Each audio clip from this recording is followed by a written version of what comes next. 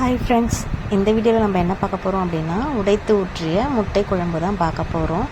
வாங்க எப்படி செய்யுதுன்னு பார்க்கலாம். ரொம்ப ஈஸி, ரொம்ப டேஸ்ட்டாகவும் இருக்கும். இட்லி, தோசை, சப்பாத்தி, சாப்பாடுன்னு எல்லாத்துக்கும் இதை வச்சு சாப்பிட்லாம். சரி வாங்க வீடியோக்குள்ளே போகலாம். வானலில் ஒரு 3 ஸ்பூன் அளவுக்கு எண்ணெய் ஊற்றிக்குங்க. எண்ணெய் காஞ்சதும் கடுகு பொரிஞ்சதுக்கப்புறமா ஒரு பெரிய வெங்காயம் பொடியாக நறுக்கி சேர்த்துருக்கேன். அது கூட அப்படியே ஒரு கொத்து கருவேப்பிலை அதையும் சேர்த்து நல்லா வதக்கிக்கங்க. வெங்காயம் கொஞ்சம் நல்லா வதங்கினதுக்கப்புறமா நம்ம தக்காளி சேர்க்க போகிறோம். அதுக்கு முன்னாடி வெங்காயம் வதங்குறதுக்கு கொஞ்சமாக உப்பு போட்டு வதக்கினா சீக்கிரம் வதங்கிடும் இல்லையா, அதனால் கொஞ்சோண்டு உப்பு சேர்த்து வதக்குறோம்.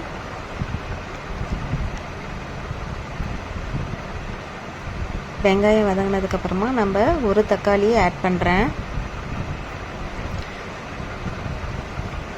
இப்போது வெங்காயம் தக்காளி கொஞ்சம் நல்லா வதங்கட்டும். ஒரு 2-3 நிமிஷம் மீடியம் ஃப்ளேமில் வச்சு வதக்குங்க. வெங்காயம் தக்காளி நல்லா மசிஞ்சு வரணும்.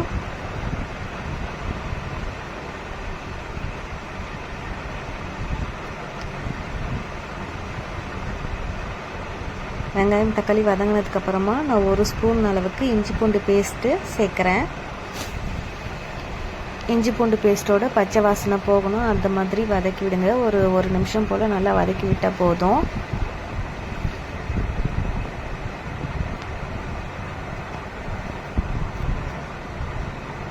சிம்பிளாக ஈஸியாக டக்குன்னு செஞ்சிடலாம். அதிகபட்சம் ஒரு 10 நிமிஷத்தில் செஞ்சிடலாம். நீங்கள் இந்த மாதிரி செய்து பார்த்துட்டு எப்படி இருக்குன்னு மறக்காமல் என் கமெண்ட்டில் சொல்லுங்கள். இப்போ இஞ்சி பூண்டு பேஸ்ட்டு பச்சை வாசனை போகிற அளவுக்கு வதக்கியாச்சு. அடுத்தது இந்த குழம்புக்கு தேவையான மசாலா சேர்க்க போகிறோம். நான் வந்து ஒரு 2 ஸ்பூன் அளவுக்கு மிளகாய்த்தூள் எடுத்திருக்கேன். ஒரு அரை ஸ்பூன் அளவுக்கு கரம் மசாலா எடுத்திருக்கேன். அப்புறம் ஒரு 1/4 ஸ்பூன் மஞ்சள் தூள். இதெல்லாம் சேர்த்து இந்த வெங்காயம் தக்காளியோடு நல்லா வதக்கி விட்டுக்கலாம். குழம்போடு சேர்ந்து வரணும். அந்த மிளகாத்தூளுடைய பச்சை வாசனை போகிற அளவுக்கு ஒரு நிமிஷம் போல அளவுக்கு வதக்கி விட்டுக்கலாம். இந்த மாதிரி வதக்கும்போது குழம்பு எக்ஸ்ட்ரா கொஞ்சம் டேஸ்ட்டு கொடுக்கும். அடுத்தது மிக்சியில் நான் ஒரு 3 பத்தை தேங்காய், ஒரு சின்ன வெங்காயம், ஒரு சின்ன தக்காளி, 1 ஸ்பூன் சோம்பு இதெல்லாம் போட்டு அரைச்சி எடுத்து வச்சுருக்கேன். அதை சேர்த்துக்கலாம். தேங்காய் சோம்பு மட்டும் கூட நீங்கள் போட்டு அரைச்சி சேர்த்துக்கலாம். வெங்காயம் தக்காளி சேர்க்கலனாலும் பரவாயில்ல. இது ஏன் நம்ம அரைச்சி சேர்க்குறோம் அப்படின்னா ஒரு திக்கான கன்சிஸ்டன்சி கிடைக்கும் நம்மளுக்கு. பத்தாத குழம்புக்கும் நல்ல டேஸ்ட்டும் கொடுக்கும். அதனால தான் நம்ம தேங்காய் அரைச்சி சேர்த்துக்கிறோம். தேங்காய், சோம்பு, ஒரு சின்ன வெங்காயம், ஒரு சின்ன தக்காளி இதெல்லாம் சேர்த்து நம்ம அரைச்சி சேர்த்துக்கிட்டோம். சேர்த்து வதக்குனதுக்கப்புறம் இந்த குழம்புக்கு தேவையான அளவு தண்ணி சேர்த்துக்கலாம். பாருங்கள், எல்லாம் சேர்த்து கலந்து விட்டுட்டு கொதி வரட்டும்னு சொல்லிட்டு மூடி வச்சுடுங்க.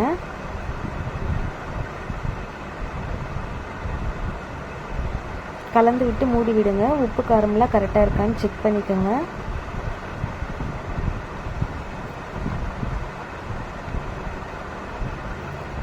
இந்த குழம்பு சூப்பராக இருக்கும். நீங்கள் செஞ்சு பார்த்துட்டு எப்படி இருக்குன்னு கமெண்ட்டில் சொல்லுங்கள். இந்த குழம்பு வந்து இட்லி, தோசை, சப்பாத்தி, பூரி, சாப்பாடுன்னு எல்லாத்துக்கும் வச்சு சாப்பிட்டுக்கலாம். பூரி சப்பாத்திக்கு இன்னும் சூப்பராக இருக்கும். செம்ம காம்பினேஷனாக இருக்கும். பார்த்துங்க, இந்த குழம்புக்கு தேவையான உப்பு போட்டுட்டு நான் குழம்பை மூடி வச்சிட்டேன்.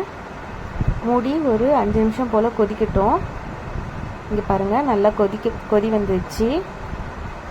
இப்போது இந்த குழம்புல நான் வந்து குழம்பு வந்து முதல்ல சிம்மில் வச்சுக்கோங்க. சிம்மில் வச்சுட்டு ஒரு 5-6 முட்டை நான் உடச்சி ஊற்றிருக்கேன். 6 முட்டை நான் உடச்சி ஊற்றிருக்கேன். உங்களுக்கு எத்தனை முட்டை வேணுமோ உடச்சி ஊற்றிக்குங்க.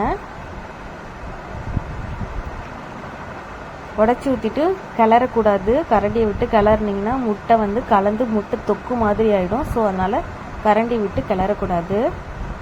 அப்படியே மூடி போட்டு ஒரு 5 நிமிஷம் விடுங்க. 5 நிமிஷம் விட்டதுக்கு அப்புறமா அது ஒரு பக்கம் வெந்திருக்கும். அதுக்கப்புறம் திருப்பியும் மூடியை திறந்து அந்த முட்டைகளை திருப்பி போட்டு கொதிக்க விட்டிங்கன்னா இந்த மாதிரி சூப்பரான குழம்பு ரெடி ஆகிடும். இங்கே பாருங்கள்,